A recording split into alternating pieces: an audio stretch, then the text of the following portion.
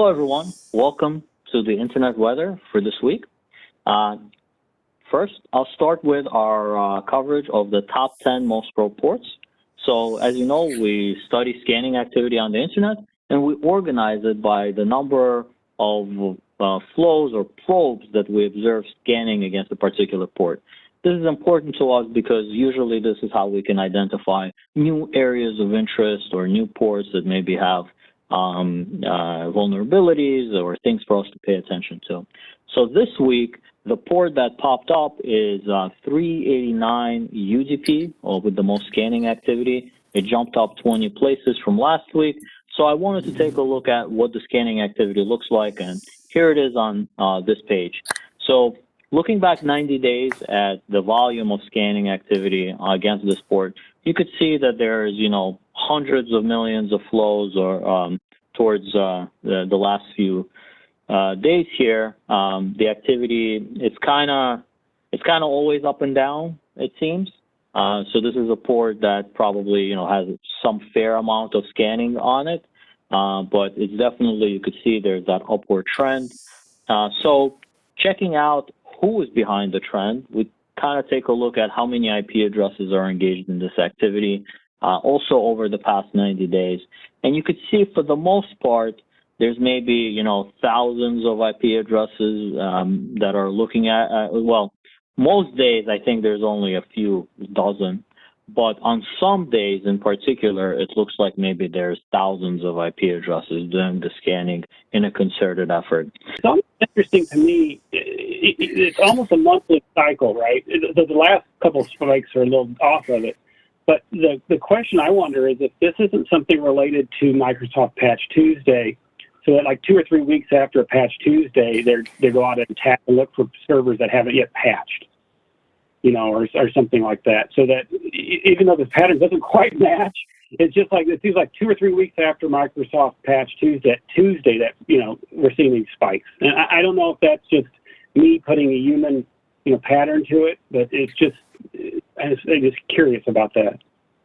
I think that's actually a really good hypothesis because usually it is something that causes another entity to start the scanning, because usually they become aware of a vulnerability or they become aware of a specific usage for a port, and then they start looking for it. So I think the idea that it could be related to patches being issued and somebody looking for that, I think that's a very good idea. To me, this pattern also seems like there's at least 3 different entities out there that are doing the scanning. So there's some entity out there that has 400 IP addresses for the scanning. And you could see that they've used that about 3 times, in the past 90 days. And there's another entity that has 1,000 IP addresses to throw at the problem. And then they've done that kind of scan about 4 times. And then there's everyone else. And even in everyone else, it looks like there's 2 patterns there. Something before March 19th, where you see there was kind of a lot of this activity. And then activity later after the 19th, where it's been much quieter and much more reduced. That's a very, very fair point. Yeah, it's generally not a good idea to expose LDAP over the internet. I mean, I'm sure there's some cloud stuff out there that requires it, but scanning on the LDAP it doesn't make me feel good just because it does handle, oftentimes Active Directory and whatnot. It is UDP, so it is different, but it just, I don't know, maybe one to watch. It's definitely one to watch. And I think where you're mentioning that, Andy, is because adversaries use it to do recon against a target. So when they have you in their sites, I think LDAP is one of the things they try.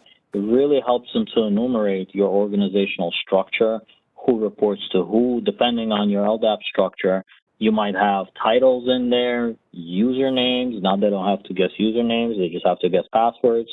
Sometimes there's hierarchy embedded in there or business units. And I think adversaries rely on this information to really map out an organization before they target it.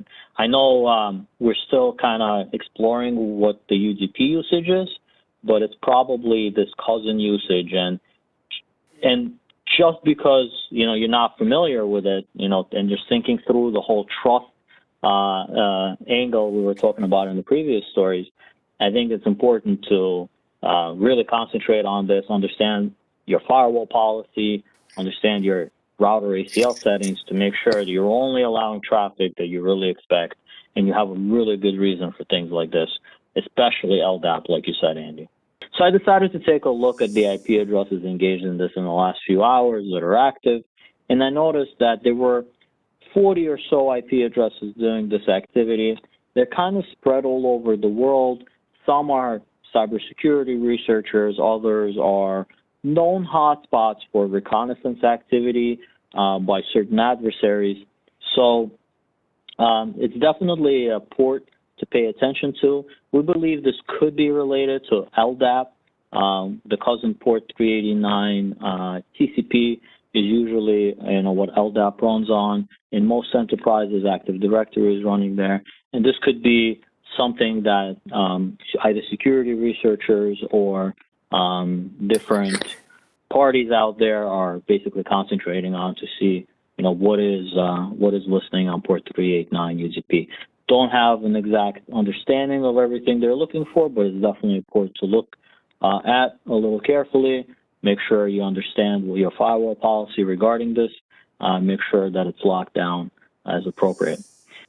Moving on, another way that we measure scanning activity on the internet is by checking which ports are scanned using the number of IP addresses doing the scanning as the measure. And if we look at the top 10 for this week, we'll recognize all of the heavy hitters that we usually see. And usually this is an indicator of either a worm or a troublesome port or a botnet. All of these ports are interesting in their own right. You've got 445 TCP, which is most commonly associated with SMB. With the SMB protocol, we know WannaCry, Eternal Blue, Eternal Romance, and other vulnerabilities impacting Samba are spreading over this port. We've got port 22 TCP, 23 TCP is remote services, Telnet, SSH, a lot of things, DVR devices and routers that are listening on these ports. There's a lot of interest by adversaries in it. The ones that are interesting to me here, 8728 and 8291 TCP, are both ports having to do with MikroTik devices.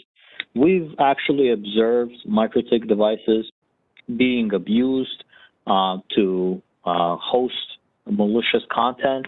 So if you have a MikroTik device out there, make sure you pay attention to it and make sure you understand what ports it has open.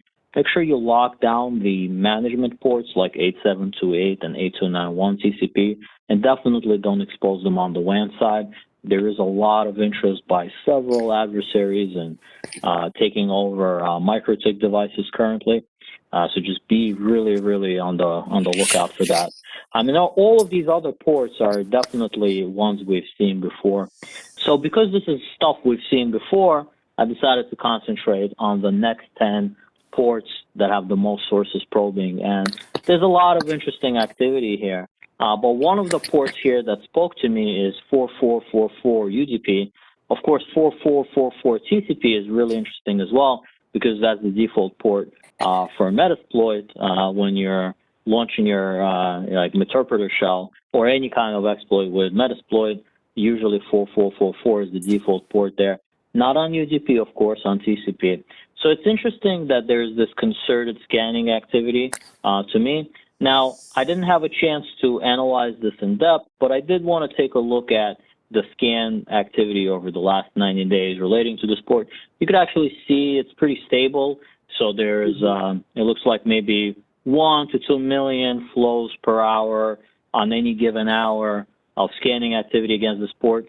There's not really any major moves, and that's pretty clear from our chart as well. We could see that it's been the same. There's no real movement, but it is interesting about this port and what it might be. Here we have the number of IP addresses engaged in the scanning, and it looks like there is less than 1,000 recently. It looks like there maybe were 2,000 or so devices doing the scanning previously, and maybe just 500 to 1,000 currently. So it's not doesn't seem like it's a huge problem just yet. I think it's something that we'd like to understand a little bit more. And on that, if you know what this port is, its usage, or the uptick in scanning activity, please do reach out to us, leave a comment below, or email us at our email address. And we'd love to hear a little bit more about what this port is. And with that, that's all for the Internet weather this week, and we'll see you next week.